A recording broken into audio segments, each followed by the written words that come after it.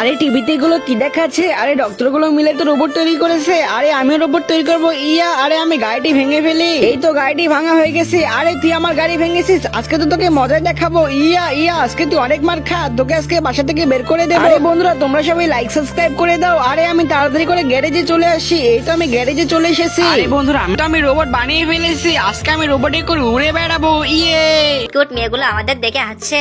গরিব বিড়াল ছানারা, যাও তোমরা ঘুরে কিনে নিয়ে আসো, তাহলে আমরা তোমাদের গার্লফ্রেন্ড হয়ে যাবো।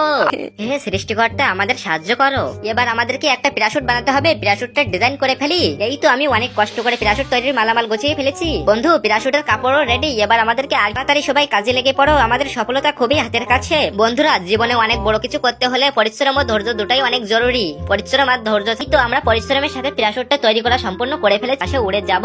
তখন ওই মেয়েগুলো আমাদের প্রেমে পড়ে যাবে।